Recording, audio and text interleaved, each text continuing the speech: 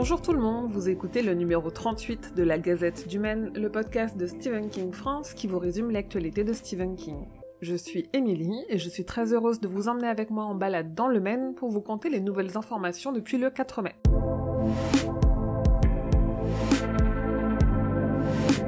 Est-ce que vous connaissez le Stephen King Universe ? Est-ce qu'il vous est déjà arrivé à la lecture d'une histoire de retrouver un élément, un lieu ou un personnage d'une autre histoire ? C'est normal, King a créé un multivers géant dans lequel toutes ces histoires sont connectées. J'ai commencé sur le site un gros dossier collaboratif qui rassemble toutes ces connexions et auquel vous pouvez participer si vous voyez une référence ou une connexion qui n'y figure pas.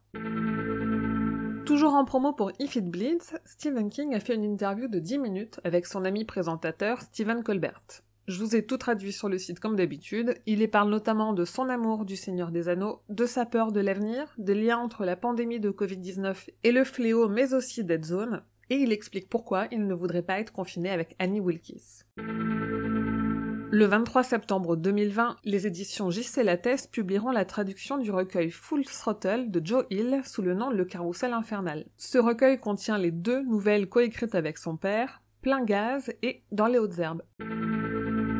En 2010, King a fait une apparition remarquée dans un épisode de la série Sons of Anarchy, dans lequel il joue Bachman le nettoyeur, un homme mystérieux et bizarre qui doit se débarrasser d'un corps. Kurt Sutter, le créateur de la série, en a dit plus sur comment ce caméo s'est organisé.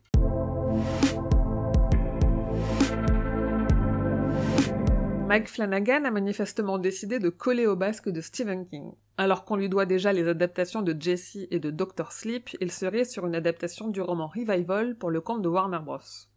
Et parce qu'il n'y a pas encore assez d'adaptations de Stephen King, HBO Max a fait l'acquisition des droits de la nouvelle Plein Gaz de King et son fils Joel, qui devrait devenir un film sans qu'aucune date n'ait encore été avancée.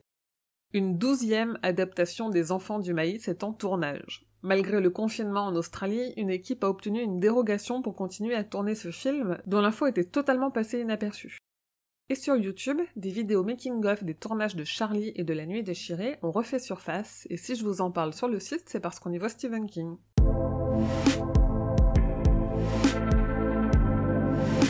Côté série, la mini-série Le Fléau s'est dévoilée pour la première fois. On a eu les premières photos, notamment de Whoopi Goldberg en Mère Abigail et d'Alexander Skarsgård en Randall Flagg, mais aussi les premières révélations notamment sur la chronologie du roman de King qui ne sera pas tout à fait respectée et sur quelques changements dans les personnages. Pour la première saison de Creepshow, Greg Nicotero avait prévu d'adapter la nouvelle Le Goût de vivre. Finalement, on avait une adaptation de Matière grise à la place. Nicotero a dévoilé pourquoi l'adaptation du Goût de vivre de Stephen King ne s'est pas faite, et a même dévoilé qu'il a gardé le script juste au cas où. Je vous ai déjà parlé des Dollar Baby, ces adaptations de Stephen King non commercialisées. En fait, King permet à des étudiants en cinéma ou théâtre d'adapter une de ses histoires, pour $1 seulement, pour qu'ils se fassent la main. Il est difficile de voir ces courts-métrages car il leur est interdit de les commercialiser, mais un livre en anglais va sortir avec pas moins de 50 interviews et critiques sur quelques Dollar Babies de Stephen King, un livre qui est le fruit de pas moins de 6 ans de travail.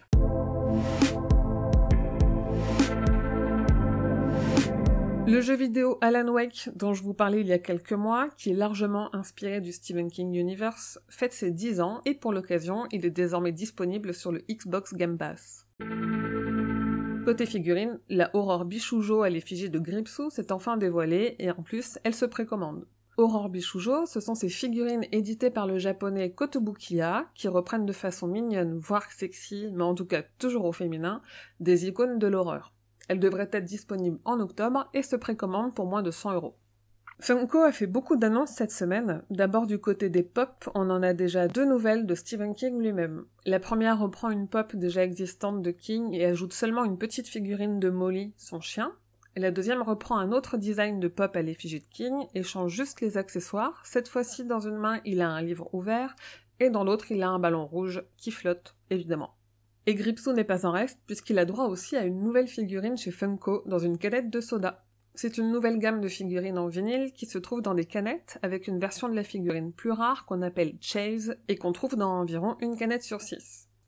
Pour en finir sur les produits dérivés, la société USO Poly a annoncé des jeux pour célébrer les 40 ans du Shining de Stanley Kubrick. D'abord un puzzle de 1000 pièces en rouge et noir avec les jumelles Grady, mais aussi un escape game à domicile qui vous demandera de vous échapper de l'Overlook Hotel. Les éditions Suntop continuent de proposer aux collectionneurs des reproductions de couvertures de premières éditions de Stephen King. Ce mois-ci, ils ont mis à la vente des reproductions de la couverture du premier Running Man, réalisé par Dan Brotigham. Côté podcast, avec les amis du roi Stephen, on continue notre quête de la Tour Sombre, et en mai, on vous parle de notre lecture du tome 2, Les Trois Cartes. Et chez nos amis anglophones, ça bouge aussi niveau podcast. D'abord un podcast sur le fléau avec Mike Flanagan, Tanana Raivdu, Jason Seacrest et Anthony Breznican. Chaque mois, ils liront 200 pages du fléau et en parleront dans un épisode de The Company of the Mad, The Stand Podcast. Grâce à un hashtag, vous pourrez partager avec eux questions et réflexions sur votre lecture. Et un deuxième podcast, The King Cast, est né aussi avec un premier épisode sur Running Man. L'idée des deux hommes derrière ce podcast est de parler chaque semaine, avec un ou une invitée, d'une adaptation de Stephen King.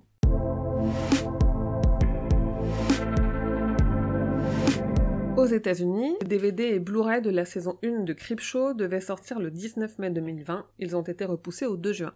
Et en France, le 3 juin, on retrouve chez Albin Michel l'édition en collection jeunesse du Molosse surgit du soleil, et le 10 juin, au livre de poche, c'est l'apparition de Classe Touriste, l'anthologie de King et de Bev Vincent sur la peur en avion qui contient des histoires inédites de King et de Joe Hill.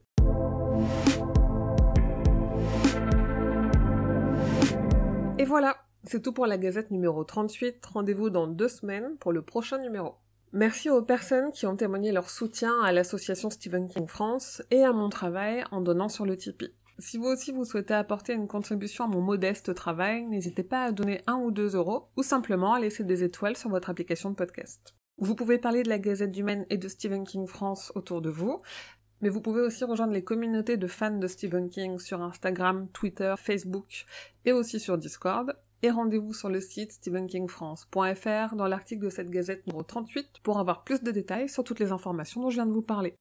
Je vous dis merci et à bientôt, fidèles auditeurs et auditrices, que vos journées soient longues et vos nuits plaisantes.